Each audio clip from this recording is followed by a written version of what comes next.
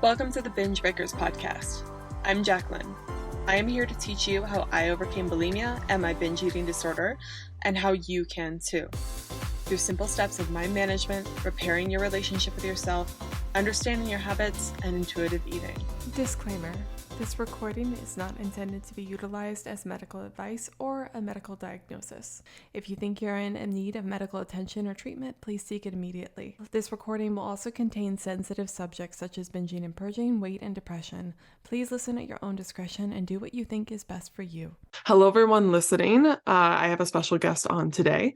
We have Devora on the podcast, which is a little interesting. She's firstly known as the throat chakra queen on Instagram, which I have to ask her about.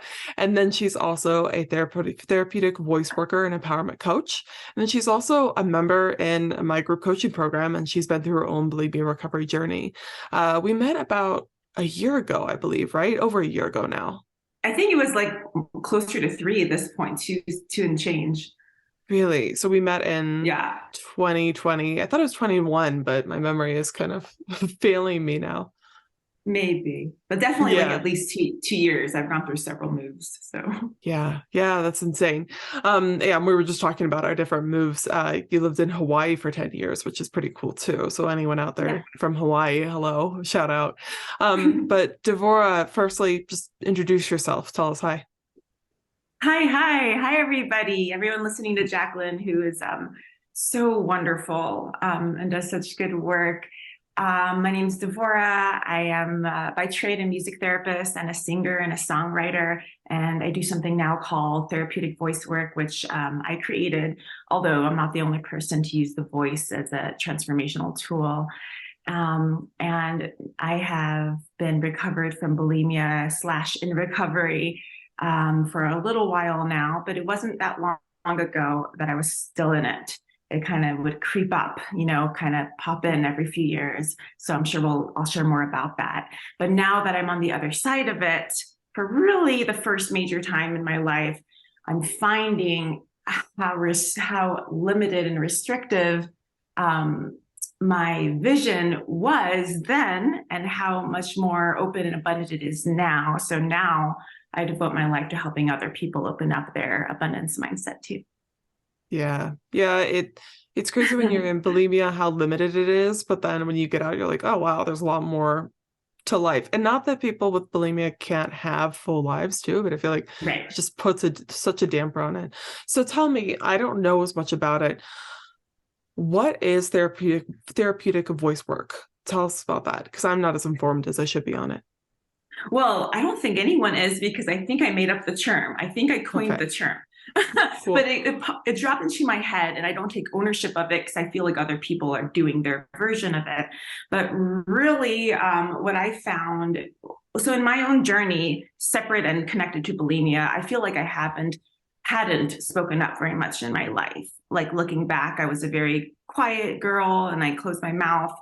And when I first started to sing more and share my music more, because I'm a pianist and a singer, but when I first started to do it more, just in my early 20s, really, I noticed that I didn't want anyone to hear me. Yet I had all this like really big passion and talent in my heart and in my voice. And like, I didn't want anyone to hear me.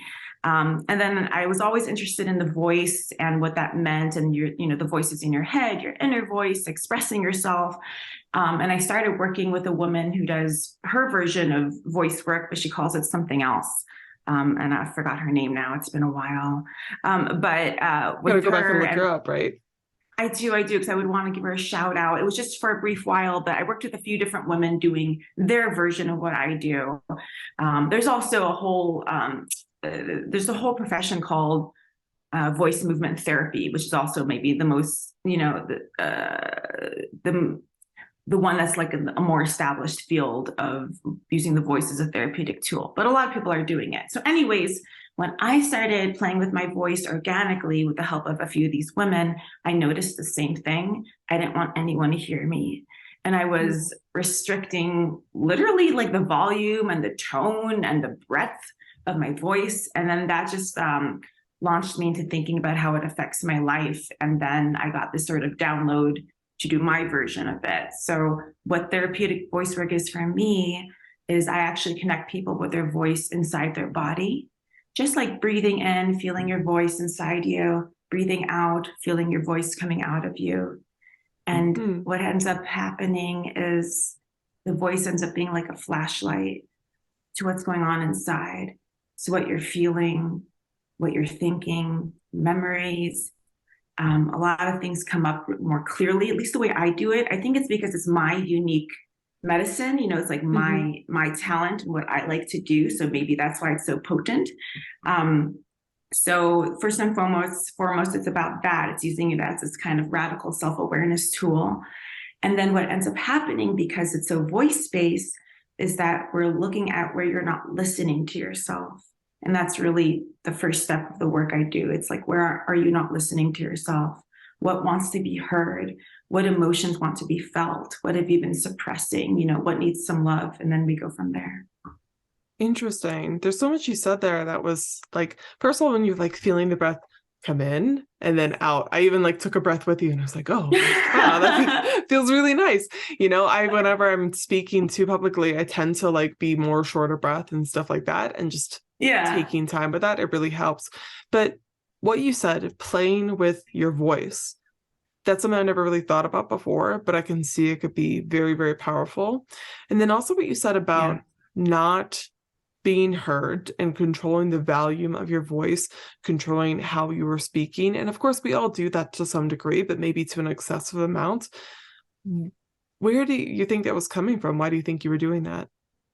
Yeah. And I'm even kind of doing it now, but in little ways, it's not a big deal. We all do it. We get nervous, whatever. We don't breathe. But I'm talking about like shining our light, like showing what I know, like expressing my truth, being of service, which is what I'm stepping into now.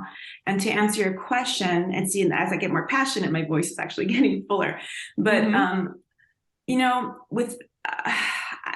I think it came from a patterning in my family system that included me not speaking up or expressing myself in a way that felt safe. So I've done a lot of healing work around me and my mama, and I'm sure a lot of people can resonate.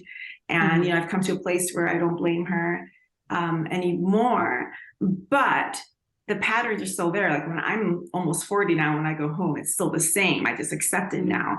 And it's that when I speak up, I get spoken over, kind of pummeled, and that my subtler feelings get noticed, and they never did. And so, that leads to so many things in childhood, like you start to retreat and deal with your feelings on your own privately. You start to maybe feel ashamed of your feelings, which I think is related to my bulimia journey.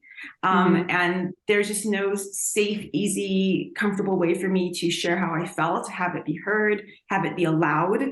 And so therein is it's like the genesis of restriction, because you have to restrict how you feel and restrict what you share and restrict what you express. And meanwhile, my biggest gift to the world is to express myself fully. And I think that's the case for everyone in their own way. So I hope that answers your question.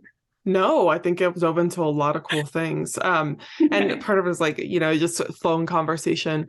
But yeah, sharing your voice and speaking, it's such a fundamental, it's a way we communicate. It's the way we first communicated, right? I mean, I bet we first communicate with like body language, but speaking is something that's very unique to us as humans. And when you're limiting that, you feel like you can't share safely, it does affect you in so many ways. And I do agree with you, what you said about how with your bulimia, there could have been shame with feelings, shame with not speaking. I would place a firm bet that had a contribution to your bulimia.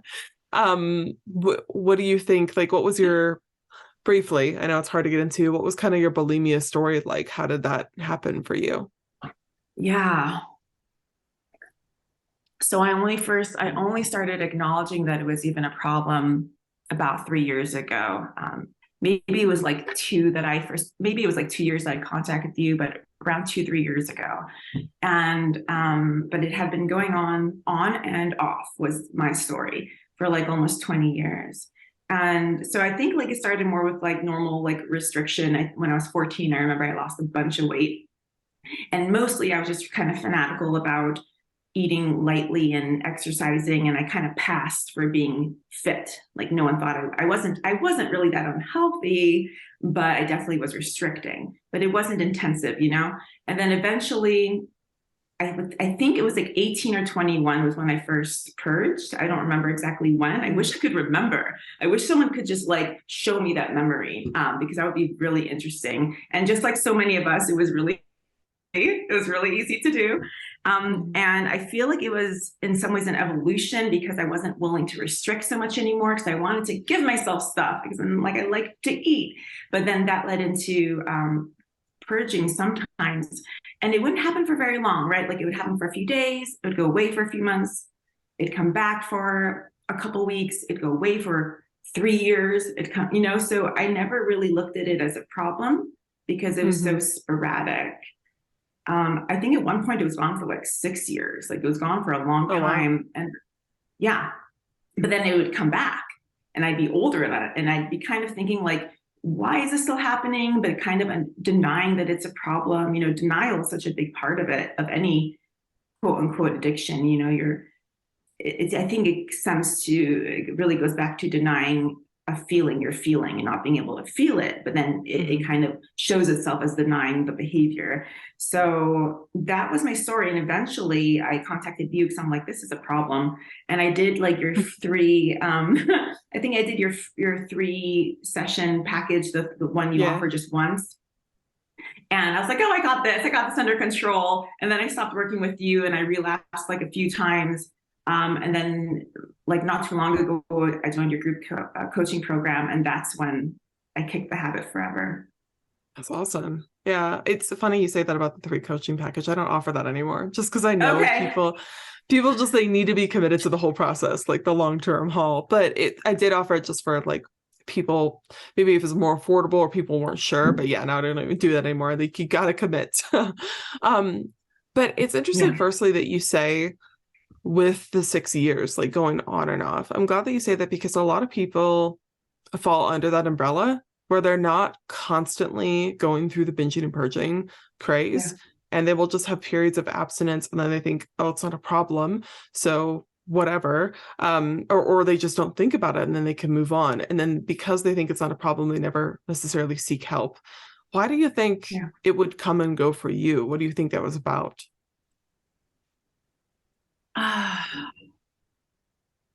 Why did it come and go for me?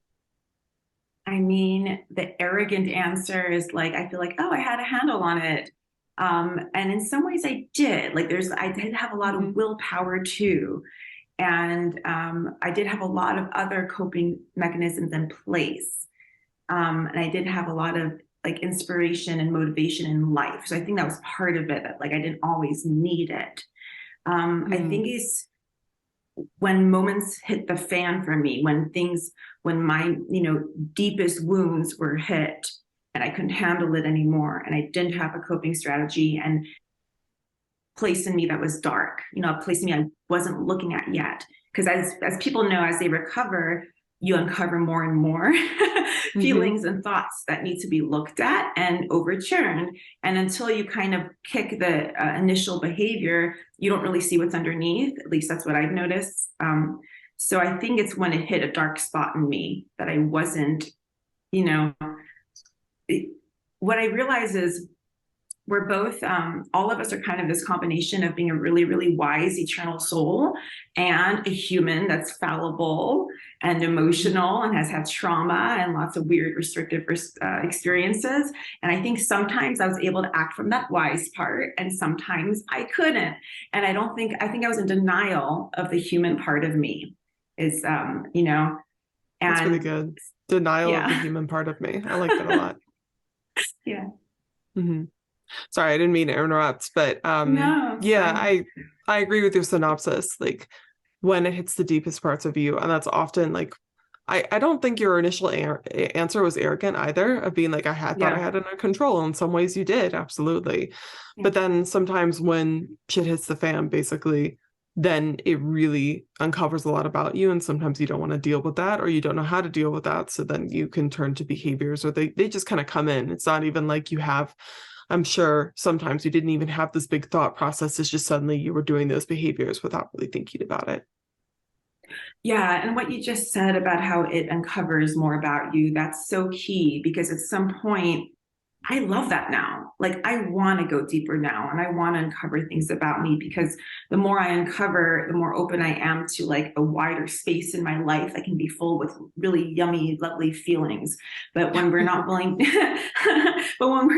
to go there, and for good reason, because it was always probably really scary, or space wasn't held for us to look at it in the first place, and then we don't know how to do it by ourselves for a while. Like, but then it just limits what we can be.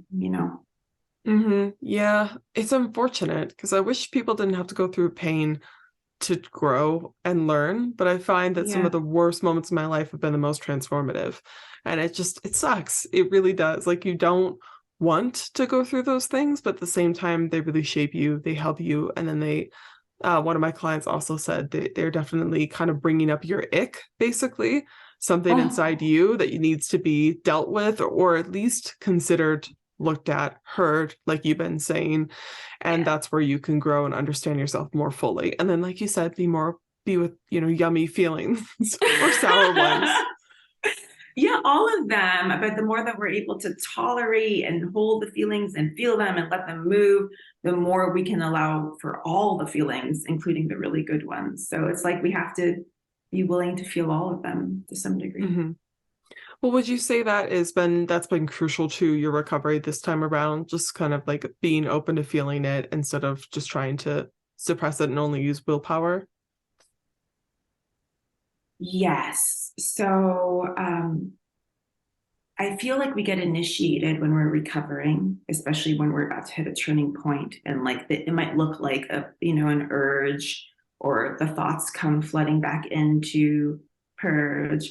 Now I'm rhyming, but like something, right? Like you're kind of recovered, you kind of have it not under control is not a great phrase, but like you kind of have been able to feel the feelings and not act on the behaviors. But then there's a couple of challenging points, and really my recovery got solidified when I was able to feel the feelings, the discomfort of wanting to purge, and deciding, no, I care more about what's on the other side of this, which is something I've heard you say several times. Like, what if you knew that on the other side of these behaviors was the life you wanted, like, more abundance, more freedom, whatever, would you be more interested to stay the course? And eventually that thought took hold, and I was like, let's see what's on the other side of this. And being able to just handle and feel the discomfort and live through it and not have it break me, it made me so much stronger.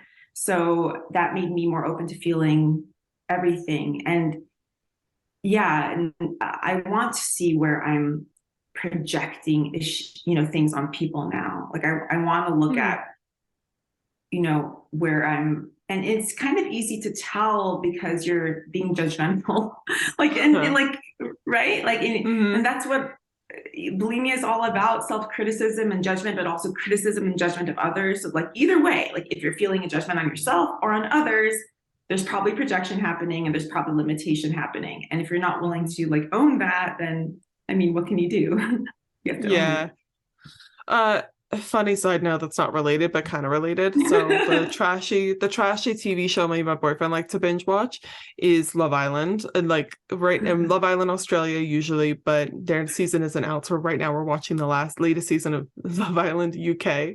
But the show is it's silly. And part of the point of the show is just to like watch it and get triggered by people and what they're doing. You're like, they're being ridiculous. But I was thinking the other night when this one girl is doing these ridiculous things and like her behavior is to me intolerable. But then I was like, I think her behavior to me is intolerable because it reminds me of myself. And I think I'm like projecting that judgment on her. Like, how could she do that? And it's like, Jacqueline, you would totally do that if you were in her situation, So I completely agree with you about the projecting thing. It is a real thing that we all do all the time. But when you can kind of notice that and then reflect back towards yourself, you learn a lot. Oh my God, it's always a one-to-one factor. Like if you're judging someone on something, you do something similar, but it might look different. The work of Byron Katie is really good for that. Have you heard of her? Yes, Byron Katie is everything. Okay. Yes, everything as she is. She just kind of breaks it down, like when you're judging someone, how to turn it around and notice how you're doing it yourself. And it's not about judgment. It's actually about self-compassion and, loving yourself. Curiosity, right? Like wondering what it is instead of like you've been saying this whole time, just kind of like shoving it away and not looking at it or making it seem bad. And also sometimes when you're projecting on people, it could be that they're doing something that is in disagreement with what you hold dear. So it can really say a lot about your values too. But also something else you said, which was it took a while for that thought to take hold. And I know it wasn't the main point of your conversation, but I'm glad that you said it, because sometimes when you first hear things, the concepts don't stick. But then after you finally give it a chance and then you practice it, and then you, like you said, you go through an urge, you see that you survive it, that sort of stuff, then I feel like it starts to become more and more true to you. So I'm glad that over time that helped you and you kind of gave it a chance and that it worked for you. Thank you. I'm glad that you would say that. I know you always say that it's just a behavior and no shame, but it's also important to know, listen, there's more for you here. What if you could do it? What if there's more on the other side of this? So I think it was hearing you say it that helped me. Yeah, probably like a million different times in a million different ways, but yeah. That's why why repeating things is helpful. Yeah. So tell me, with you said it was voice therapy or voice work. I want to make sure I'm getting the term correctly. I call it voice work, sometimes therapeutic voice work, sometimes transformative voice work. Okay, yeah. So do you feel like that's helped you in your recovery at all, the tools that you use in that with bulimia? Sharing it and promoting it and doing my work with other people is what's helping me with my bulimia, because I know it's not exciting, because it's my love, it's my truth, it's all my talent and all my gifts and everything I love. And what I love, all my talents revolve around sound, music, voice, and hearing for some reason. And part of my issues in life with not feeling like I'm fully expressed and fully happy and fully fulfilled is because I haven't been sharing them. And what I realize is that I know, and it's more than just, for me, the biggest thing is I love sharing my songs. I love sharing music. And I also create custom songs for people as transformational tools. It's like a side thing I do, but there's so much more to it. Thank you. But there's so much more, it's a whole world. So now I've created this program where I do this thing I call therapeutic voice work and, empowerment coaching, but it's like my own thing, my own way of helping people with all my unique gifts and talents. And what I ultimately want to help people with is to embrace their version of that. What are your gifts? What do you want to share with the world? What is your message? And that's really what I mean by voice, in the bigger sense. And doing that, that's so fulfilling. And I feel like we hold that back. And it might be partially because those talents and gifts weren't really noticed when we were little, or at least that's our remembrance of it. We can't really know what other people were, but that was the past. And now you have this chance. And I think we're all here to share our medicine, to help people the way we're meant to help people. Yeah, I like your term that you used earlier of your unique medicine that you have. Because I feel like we all offer it, because a lot of us aren't doing things that are necessarily, some people coin different terms, but I thought even when I was promoting the pause method that it was just something that I had developed uniquely for bulimia. And then I saw other people mention it and I'm like, oh, this is a thing. This is a thing people know. But the way we phrase it and the way we uniquely have a perspective on it really is what the world, specific people need to hear your unique message, because you're going to say it in a way that no one else describes it as, which is something that's helped me a lot. Perfectly stated. And that's why I wanted to say that's why I was healed by you. Our bodies are healers, but that's why I was helped by you, Jacqueline, because you say it in your own voice and your own tone. And it did sound like you created the pause method. And it sounds like I created therapeutic voice work, but it's the same thing. It's no, these are universal tools available to everyone. But I know what you're talking about. It's interesting. You're phrasing it in a way that makes sense to unique people out there that are similar to you. Kind of like with, I'm sure you've heard of Brooke Castillo, but she has the model, right, in her life coaching school. And it is, I'm not trying to diss it at all. It is a brilliant way to lay out basic concepts in cognitive behavioral therapy, but a very clear, concise way that people understand much more deeply than maybe when you say cognitive behavioral therapy. So it's amazing. And the other thing I wanted to say about what you were discussing, fulfillment is the key word that keep coming to mind. And like you said, helping others is helping me, or you said something similar to that.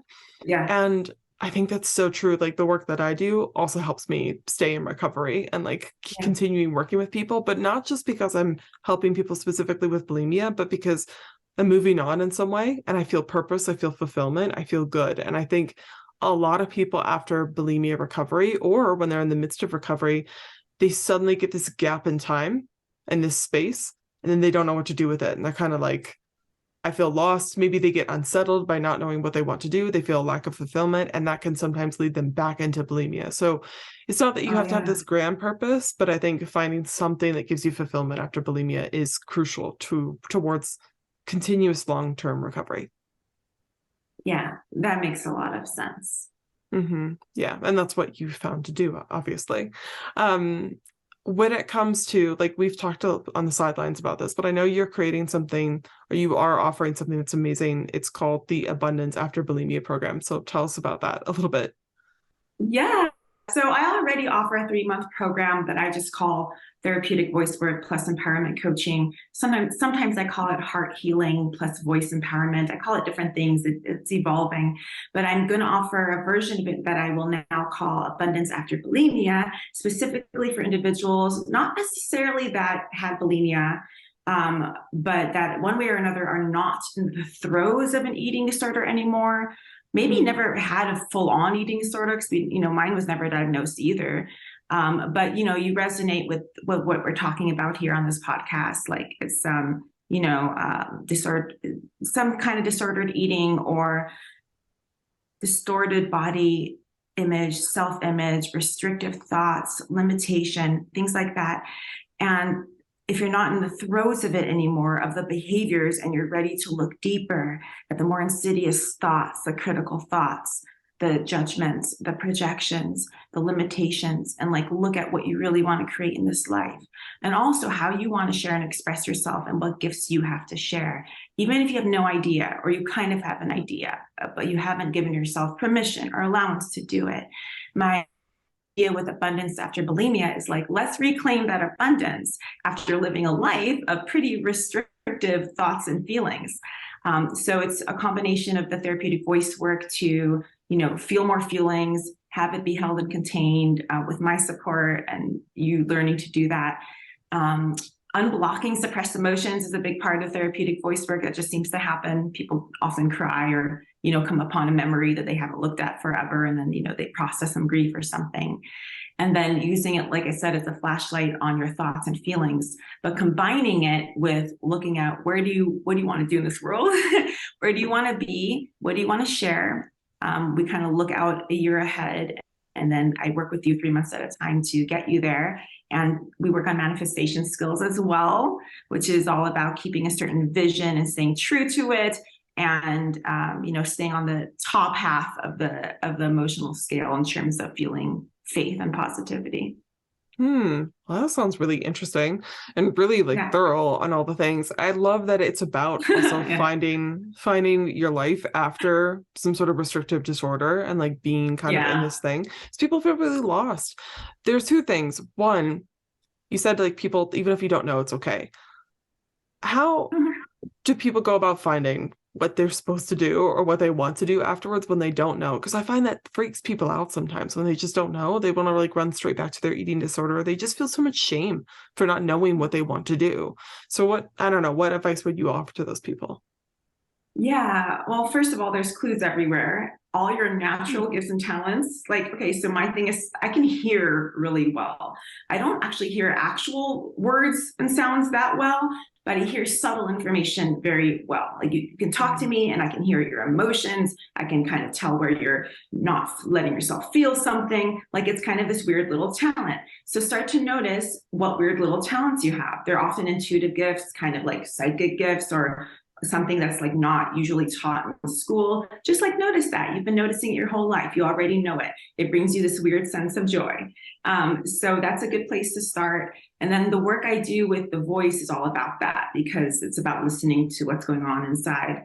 And you probably know, and maybe just haven't been letting yourself look at it. So getting into a meditative space, asking yourself, you know, you could just even ask yourself, what gifts do I have to share with the world? And then you can do some automatic writing and see what comes up. Just start to get curious about it, because it's in there, and on some level you have all the clues. Yeah, I love that. On some level, you have all the clues, and also the writing about just like, what are you good at? Your new unique. When you started saying that, I was like, what are my unique little talents? I was just thinking in my head. I love that you picked up on yourself too, that like I hear really well, not necessarily sounds or words, but the little subtle things that are going on, which I would agree with. The other thing you said was about unblocking emotions. How does one go about doing that? And when you unblock an emotion and you're kind of overwhelmed, what do you do? Yeah, I know. I mean, if you can, I would find people, helpers in your life that are meant to hold that space for you if you can. Of course, you can't have someone there 24/7. Although in my coaching program, you have 24/7 access to me. Most coaches do. Most coaches do that now, or, you know, Monday through Friday. But so I feel like if we didn't grow up in an environment where space was held for us to feel what we're feeling and to express it openly, then we grew up believing we can't hold it for ourselves, even though we can. And one bridge to that is to find someone who can hold it for you. So that could be anything you want, some kind of healer, energy worker, coach, counselor, therapist. So I would find assistance so that you can see what it feels like, and have it be your intention, and you could share it with the person who's helping you, that you want to feel what you're feeling and let the emotions flow, and find someone that's what they do, that they can hold that space for you. Yeah, that was a really good answer. It also made me think of, you know, what we do when we work with people. It really is a sacred practice, right? Of people coming to you, and from the outside, it just looks like, oh, you're paying this person to talk to you. But no, like you're working with this person. There's a space that you're coming into where that person is supposed to just, without falter, basically hold space without judgment, make it safe, make sure that your emotions can be seen and heard without attacking you or anything like that. And even if you're holding a completely safe space for this person, that client or whatever may have never experienced that before, so it's hard for them to open up. But the act of you opening up to a person, even though it's a professional relationship, it teaches you, oh, this is how I can communicate my feelings to someone. This is how I can talk about these things. I mean, you can say it in therapy or coaching or counseling, or with a friend. You can start to be able to say it in other places and start to be able to experience it elsewhere. So I agree with you there. That's really sweet and insightful. Work you and I do, and coaches like us, it is, you know, the people coming into our space, we're energetically connected, and they're sort of under our wing, and it is meant to be a new normal of feeling safe to share and feel and express. And you do need a little bit of time with that sometimes, which I think is why a lot of coaching programs are more than, you know, it's not one session, it's like a 3-month container or whatever the case may be. Yeah. I used to do 3-month coaching too, but now I just like, it's strictly 6 months. And that's just because I know you need time. And even if they don't need that full time, what's helpful about it is that they are patient with themselves, and they're going with the expectation that it's going to take time. So they're not rushing it, and then they're able to just kind of breathe and take things at their own pace. So yeah, I would agree. That's why people offer longer programs. Yeah. And I think I will too in the future, but right now it's just 3 months at a time. Yeah. Yeah. That's just, 3 months is good too. That's a decent amount of time for sure. Okay. Well, I know that you have limited time. So when it comes to like going back to bulimia a little bit, I always like to ask people at the end of my podcast, what advice would you give to someone out there struggling right now?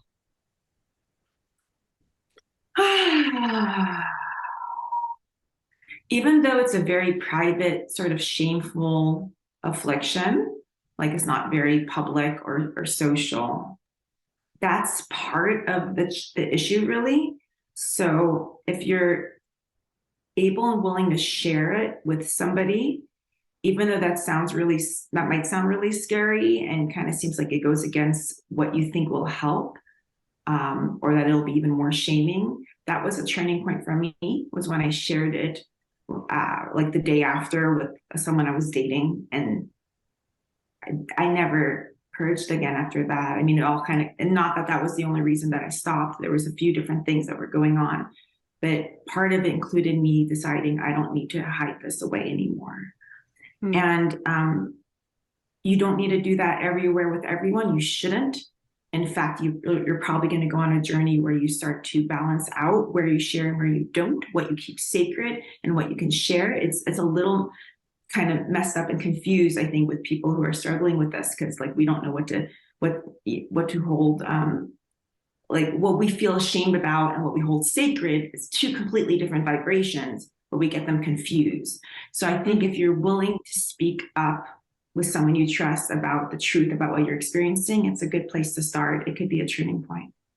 Yeah, that's golden advice. And I'm really glad you said that, because I always promote it. And I promote it to the point where I think people are like, yeah, Jacqueline, no, you got to tell someone. But it really does for you when you tell someone you trust, someone that's going to, again, hold space for you, that sort of stuff. It seems to make a big difference. And of course, like you said, you shouldn't tell everyone. You should make sure you know who you're like, make sure whoever you're going to tell is going to respect that truth, right? And hold it in a way that's not going to harm you.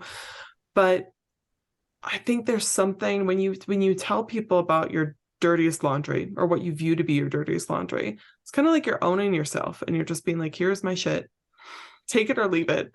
I love myself. And then you're also able to see the person's reflections. And then most of the time, if they're a really kind person and they're able to have emotional intelligence, then they're not going to freak out. And then they're going to have this reflection of like, everything's okay. And then your brain's like, you're right, everything is okay. So it's just, it helps in a lot of ways.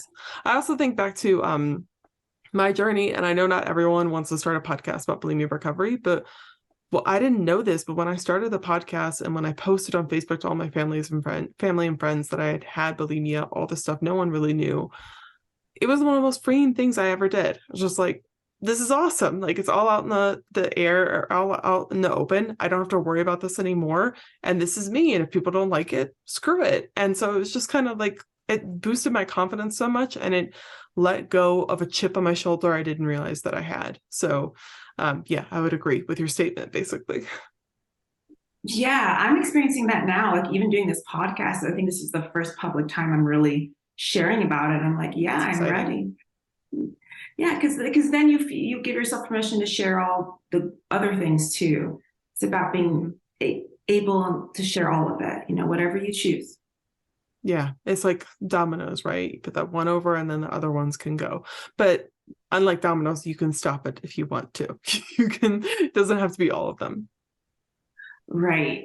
But there's no restriction. You get to choose. You don't have to hold anything back. You can choose to keep something sacred or private. Yeah, that's key. It's not like you feel like you're forced into it because it's not safe, or that you are going to be judged. Yeah. Well, this has been a lot of insight. Thank you so much for being on the show. Where can people find you if they want to look into what you have to offer? Thank you, Jacqueline. You've been priceless to me. I appreciate you so much. And people can find me. I'm on Instagram. I'm the throat chakra queen. So it's with dots in between each word, the throat chakra, because everything I do is about voice and self-expression and creativity and artistry. You can find me on Facebook too, just my name, Devora Kalma. I believe I'm going to have I recently had a really successful free 3-day event, and I think I'm going to do it again, and it might come out in time when this airs. It's going to be December 13th, 14th, and 15th. The time is to be determined, but it's going to be called Empower Your Inner Voice how to hear, speak, and create with your true heart's desire. And I take you through a little healing transformational journey to connect with your voice inside, look at what you really want, start to look at how you think and talk, and so that you can create the life that you want. So look out for that. Connect with me on Instagram or Facebook, and links, I have my link tree in bio, all that. That sounds really cool. If it's on the 13th, 14th, and 15th, we'll just release the podcast around that, so it can line up if that's what it's going to be. Okay, yeah, I was trying to do it. I'm like, because you said it would take a few weeks, so. Yeah. No, I think that will work out perfectly. But, okay.